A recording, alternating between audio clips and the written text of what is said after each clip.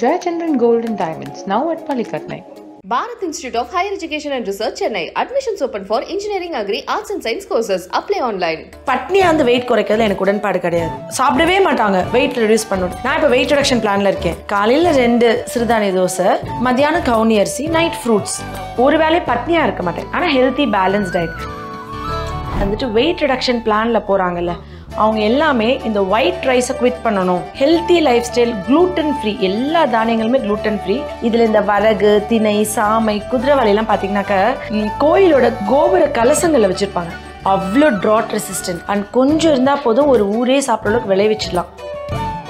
கம்பு வந்து நம்ம ஸ்டொமக்ல குளூட்டனுக்கு நல்லது. கேழ்வரகு வந்து குழந்தைங்களுக்கு நம்ம முதல் கொடுக்கறது. கேப்பையை ஊற வச்சு அதை வந்து அரைச்சி பால் எடுத்து இந்த கருப்பட்டி போட்டு கொடுத்தா அப்படியே கொலன்னு இருக்கும்.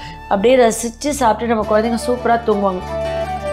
கம்பங்கூழும் கேப்பக்கூழும். இந்த கம்பங்கூழ் கொடுத்தா இந்த குழந்தைங்களுக்கு வர இந்த ஒவ்வாமை இருக்குல்ல, ஐபிஎஸ், இரிட்டபிள் பவல் சிண்ட்ரோம், குடல்ல ஒத்துக்காது, சாப்பாடு ஒத்துக்காது, அந்த ஒவ்வாமையை, இது குளூட்டன் ஃப்ரீ மட்டும் கிடையாது, குளூட்டன் அலர்ஜியை கியூர் பண்ற தன்மை கம்புக்கு இருக்கு. சிகப்பரிசி, கருப்பு உளுந்து, அதெல்லாம் அவ்வளோ அயன்.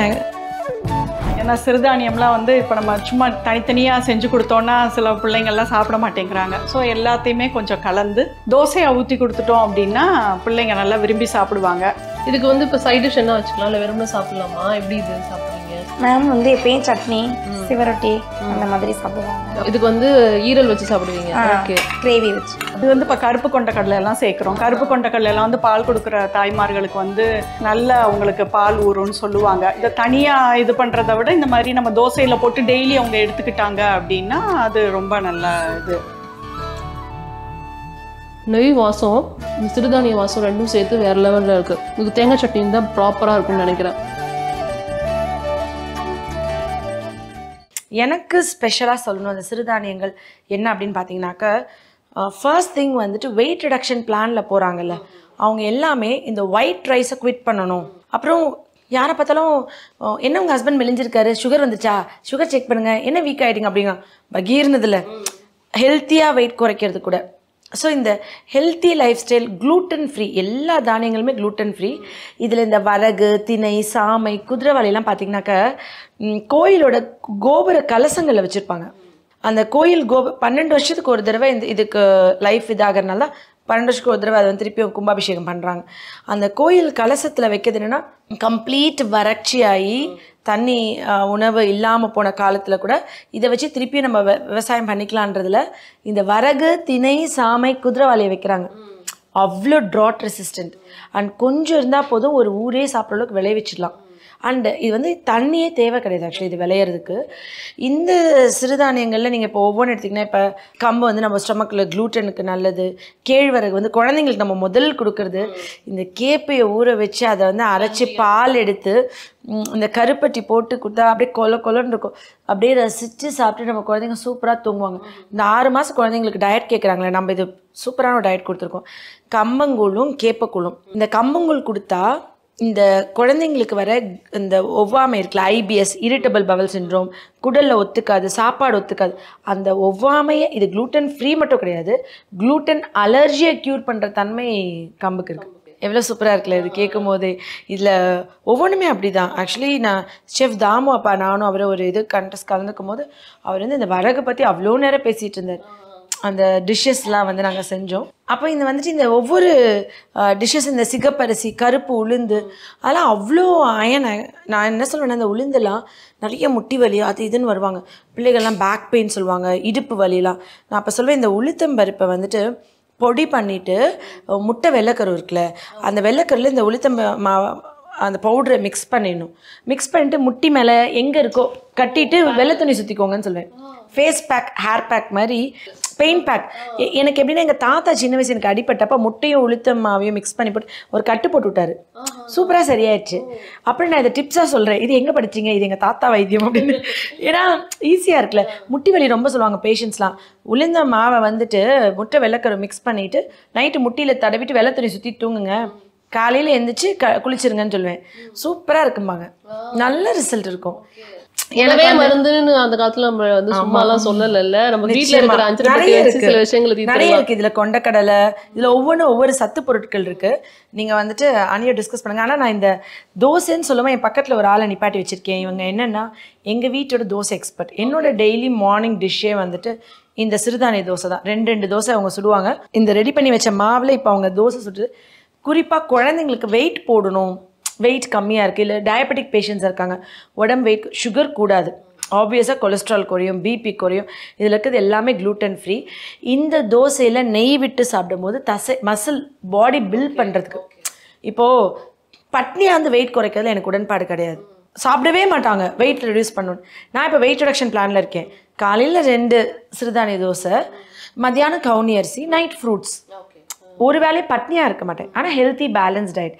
எனக்கு வந்து இந்த சாப்பிடாமே இருந்து ஸ்டார்விங்லாம் இருந்து 11 மணி ஸ்நாக்கு 2 மணி ஸ்நாக்குன்னு வெறும் முளைக்கட்டின பயிர் வச்சுட்டு எதுவுமே அப்பெல்லாம் இல்லை. நல்ல ஃப்ரூட்ஸ், இந்த சீசனல் ஃப்ரூட்ஸ் எல்லாம் சாப்பிட்டுட்டு ஹெல்த்தியாக ஒர்க் அவுட் பண்ணி வெயிட் குறைக்கிறது. நான் சிறுதானியம் போட்டு ஒரு தோசை. ஓகே, சிறுதானியங்கள்லாம் சேர்த்து ஒரு தோசை. ஆமாம். Okay okay. ஏன்னா சிறுதானியம்லாம் வந்து இப்போ நம்ம சும்மா தனித்தனியாக செஞ்சு கொடுத்தோன்னா சில பிள்ளைங்கள்லாம் சாப்பிட மாட்டேங்கிறாங்க. ஸோ எல்லாத்தையுமே கொஞ்சம் கலந்து தோசையை ஊற்றி கொடுத்துட்டோம் அப்படின்னா பிள்ளைங்க நல்லா விரும்பி சாப்பிடுவாங்க. பிள்ளைங்களுக்கு கொடுக்க போகிறோம், இன்னும் கொஞ்சம் நல்லா அவங்களுக்கு சத்தாக கொடுக்கணுன்னா நெய் ஊற்றி கொடுக்கலாம். கொஞ்சம் சின்ன வெங்காயம் நறுக்கி போட்டு, கேரட் துருவி போட்டு, அதெல்லாம் மேலே போட்டு கொடுத்தோன்னா குழந்தைங்களுக்கு கொஞ்சம் கலர்ஃபுல்லாகவும் இருக்கும். கொஞ்சம் விரும்பி சாப்பிட்டோம். நல்லா முருகலாக சுட்டு கொடுத்துட்டோம் அப்படின்னா அவங்க கொஞ்சம் விரும்பி சாப்பிடுவாங்க. இப்போ நம்ம ஆக்சுவலி இந்த சிறுதானிய தோசை போகும்போது நம்மளுக்கு இருக்கிற ஒரே ஒரு டிஸ்அட்வான்டேஜ் என்ன அப்படின்னா, இந்த கிறிஸ்பியான ஒரு தோசை வர மாட்டேங்குது. இதுங்க வந்து கிறிஸ்பியா தான் வேணும் அப்படின்னு கேட்குங்க. இல்லை, இது வந்து கொஞ்சம் இந்த மாவு வந்து ஓரளவுக்கு நல்ல கிறிஸ்பியா வரும். இதுல வந்து எல்லாமே ஓரளவுக்கு நிறைய தானியங்கள் நம்ம சேர்க்கிறோம். எல்லாமே கொஞ்சம் கொஞ்சமா சேர்த்தா கூட ஓகே போதும். இது வந்து டெய்லி அவங்க 2 தோசை சாப்பிட்டா கூட ஒரு ஃபில்லிங்கா இருக்கும். காலையில பிரேக்ஃபாஸ்ட்டுக்கு எடுத்துக்கிட்டாங்க, நம்மளுமே சாப்பிடலாம். நல்லா வெயிட் லாஸ்ல இருக்கிறவங்க, டயட் பிளான் பண்றவங்க, அவங்க எல்லாருமே இது மார்னிங் பிரேக்ஃபாஸ்ட்டுக்கு எடுத்துக்கலாம். ஆமா, இது வந்து இப்போ கருப்பு கொண்டக்கடலை எல்லாம் சேர்க்கிறோம். கருப்பு கொண்டக்கடலை எல்லாம் வந்து பால் கொடுக்குற தாய்மார்களுக்கு வந்து நல்ல அவங்களுக்கு பால் ஊறுன்னு சொல்லுவாங்க. இதை தனியா இது பண்றதை விட இந்த மாதிரி நம்ம தோசையில போட்டு டெய்லி அவங்க எடுத்துக்கிட்டாங்க அப்படின்னா அது ரொம்ப நல்ல இது. சிகப்பரிசி போடுறோம் இதில். அப்புறம் கேழ்வரகு, கேப்பை வந்து சின்ன குழந்தைங்களுக்கு ரொம்ப நல்லது, நல்ல போஷாக்கான இது கேப்பை. அப்புறம் வெள்ளைச்சோளம், அப்புறம் இங்கே வந்து இது வரகரிசி, திணை அரிசி, ஆக்சுவலாக நமக்கு அதிகமாக எடுக்கிறது வந்து சிவப்பரிசியும் கருப்புளுந்தும் தான். அதுதான் கொஞ்சம் மெயினாக எடுத்துப்போம். அதனாலதான் அந்த கன்சிஸ்டன்சி வருது. மெயின் வந்து சிகப்பரிசியும் உளுந்தும் தான். சிகப்பரிசி வந்து 2 டம்ளரும், கருப்பு உளுந்து வந்து 3/4 டம்ளர். அதுதான் மெயினாக எடுத்துக்க போகிறோம். மிச்சம் எல்லாமே வந்து ஒரு குழிக்கரண்டி, நம்ம மாவு ஊற்றுறோம்ல, இட்லி மாவெல்லாம் ஊற்றுறோம்ல, அந்த மாதிரி இந்த கரண்டி, குழிக்கரண்டியில் ஒவ்வொரு கரண்டி சிறுதானியங்கள். சில தானியங்கள் வந்து இந்த ஸ்பூனில் போட்டாலே போதும். ஸோ இது எடுத்தோன்னா எல்லா இதுவுமே ஓரளவுக்கு எல்லா சத்துமே கிடைக்கும், பேலன்ஸ்டாகவும் இருக்கும். ஆமாம், நல்லா இருக்கும். 12 விஷயங்கள் நம்ம சேர்க்க போகிறோம் இல்லையா? சேர்க்க போகிறோம். வந்து எல்லா இது போக நம்ம எக்ஸ்ட்ரா கொடுக்கறது வந்து நெய்யும் சின்ன வெங்காயம் வேணும்னா நம்ம ஆட் பண்ணிக்கிறது. இது வந்து எல்லாமே சிறுதானியம் வகைகள் தான். இதுல இந்த கொண்டக்கடலை மட்டும் வந்து பாத்தீங்கன்னா இது வந்து நவதானியத்துல சேர்ந்தது. சோ இதுல சிறுதானியம் மட்டும் இல்ல, இதுல ஒரு நவதானியமும் நம்ம சேர்க்கிறோம். சோ அது உங்களுக்கு எக்ஸ்ட்ரா புரோட்டீன் தான். Okay, fine. சோ இப்போ மெஷர்மென்ட்ஸ் பார்த்தறலாமா? மெஷர்மென்ட் வந்து இதுல சிவப்பரிசி வந்து 2 டம்ளர் எடுத்துக்கணும். நான் இதுல வந்து உங்களுக்கு தெரியணுங்கிறதுக்காக இதுல நான் பிளேட்ல வந்து அளந்து காமிக்கிறேன். இது கருப்பு உளுந்து. கருப்பு உளுந்துனா தோல் நீக்காத உளுந்து. அந்த உளுந்து. இது ஆக்சுவலா வந்து இந்த அரிசி தனியா ஊற வச்சுக்கணும், இந்த உளுந்து தனியா ஊற வச்சுக்கணும். இது வந்து 3/4 டம்ளர். இது 2 டம்ளர் எடுத்திருக்கோம். அதுக்கு வந்து 3/4 டம்ளர் வந்து இது வந்து நான் டம்ளர்ல அளக்குறேன். நீங்க என்ன கப்பு எடுக்கிறீங்களோ அந்த கப்பு, அதுல எல்லா மெஷர்மெண்ட்டும் ஒரு, அதாவது கப்புல வந்து எடுத்துட்டு இது கரண்டியில போட்டுக்கிட்டா போதும், மிச்சம் அதெல்லாம். ஸோ இப்போ சொல்லுவோம் இந்த மாதிரிலாம் குழந்தைங்களுக்கு சேர்த்து கொடுக்கும்போது, இந்த மாதிரி சிறுதானியம்லாம் சேர்க்கும்போது பிரெயின் நல்லா ஆக்டிவாக இருக்கும். இந்த கொஞ்சம் ஹைப்பர் ஆக்டிவாக இருக்க குழந்தைங்களுக்கு கொஞ்சம் கரெக்டாக இருக்கும். அவங்களையுமே பேலன்ஸ்டு டயட்டாக, அவங்களுக்கு பேலன்ஸ்டு ஃபுட்டாக கிடைக்கும் அவங்களுக்கு. ஸோ ஆட்டிசம் குழந்தைங்களுக்குமே இது ஒரு நல்ல சிறந்த உணவு. ஸோ அதனால் குழந்தைங்களுக்கு யூஸ்ஃபுல்லாக இருக்கும். கண்டிப்பாக இந்த இதை சொல்லணும் அப்படின்றது தான் எடுத்துட்டோம். அதுக்கப்புறம் வந்து கேப்பெல்லாம் வந்து இந்த மாதிரி குழிக்கரண்டியில் நம்ம எடுத்துக்கணும். ஒன்று வெள்ளைச்சோளம்,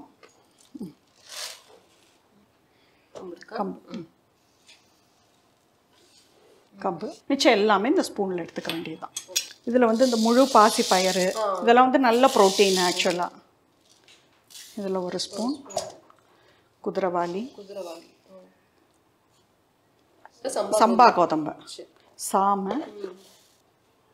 இந்த அரிசி தனியாக ஊற வச்சுக்கணும், உளுந்து தனியாக ஊற வச்சுக்கணும். மிச்சம் இந்த இன்க்ரீடியன்ஸ் எல்லாமே வந்து இது 3 ஒன்றா வச்சுக்கலாம்.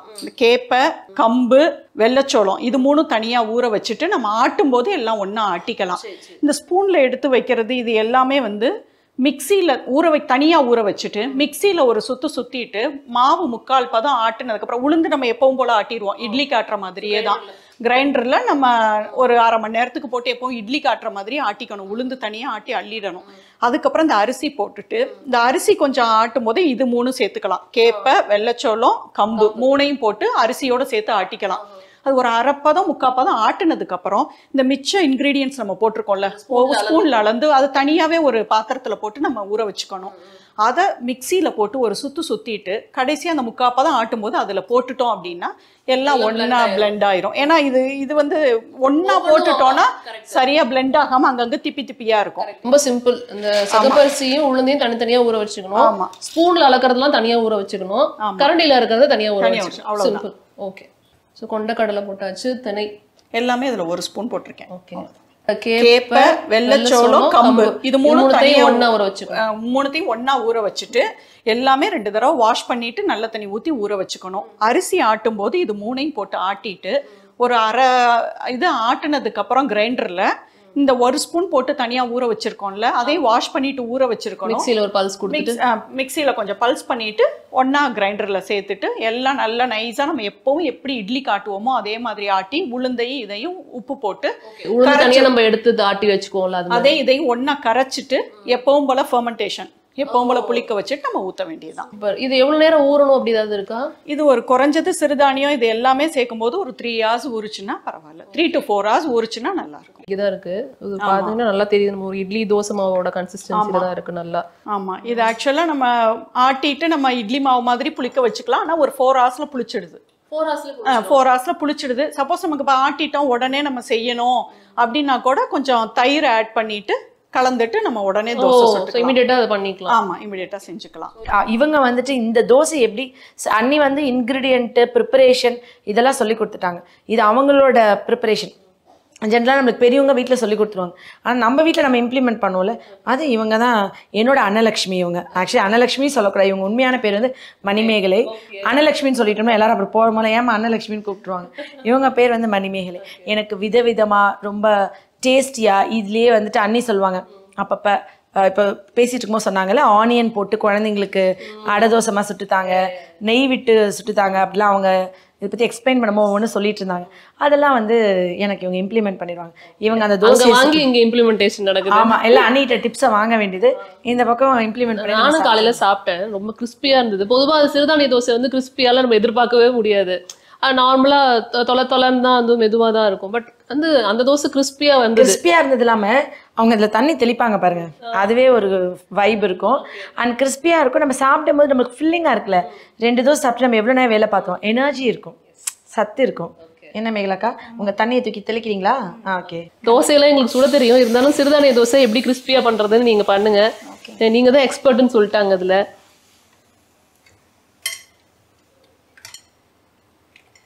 அக்கா வந்து எப்பயுமே 2 தோசை தான் சாப்பிடுவாங்க. நீங்க இது முதல் நாள் லைட்டே ஊற வச்சு அரைச்சிருவீங்களா? ஓ, நல்லா வாட்டமா வருது இல்ல? மோஸ்டா சிறுதானிய தோசைன்னா அப்படியே நிக்கும், நம்ம ஊத்துனா பெறலும். கரெக்டா வருது. ஆமாங்க. நெய் தான் ஊத்துவீங்களா? ஆமாங்க மேம், லைட்டா.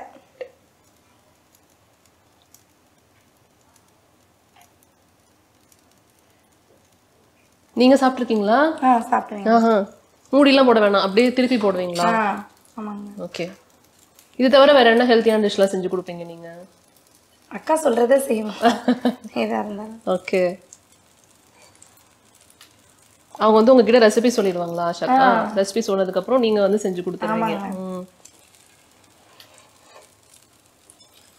ஸோ நார்மல் தோசை மாதிரி தான், டைம் ரொம்ப கம்மியாக தான் எடுக்குது இல்லை? டக்குன்னு வெந்துடும். ஓகே.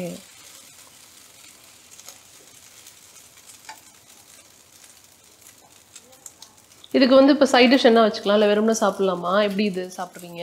மேம் வந்து எப்பயும் சட்னி சிவரொட்டி அந்த மாதிரி சாப்பிடுவாங்க ஓ காலையில. ஓ இதுக்கு வந்து ஈரல் வச்சு சாப்பிடுவீங்க. ஓகே. கிரேவி வச்சு. வாசமா இருக்குங்க. ஆக்சுவலா இதுல வந்து எத்தனை இன்கிரீடியன்ஸ் போட்டாங்கங்கிறத நீங்க பார்த்துருப்பீங்க. ஸோ அது எல்லாத்தையும் பிளண்ட் பண்ணி ஒரு நார்மல் தோசை பக்குவத்துக்கு கொண்டு வந்து ஊத்துறதே பெரிய விஷயம். மோஸ்ட்டாக கடையில் போய் பொடி வாங்கிட்டு வந்து தண்ணி கலந்து நம்ம ஊற்றுவோம். பட் வீட்டிலேயே ப்ரிப்பேர் பண்ண மாவில் வந்து இந்த மாதிரி கிறிஸ்பியாக ஒரு தோசை கிடைக்குது. ஸோ டேஸ்ட் பண்ணி பார்க்கலாம் எப்படி இருக்குன்னு.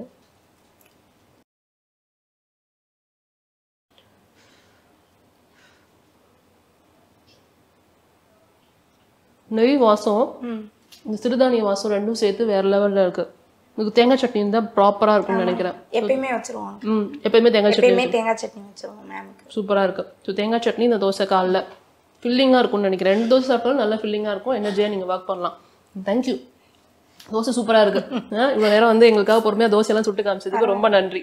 தேங்க்யூ அக்கா. Jayachandran Gold and Diamonds, now at Palikatnai.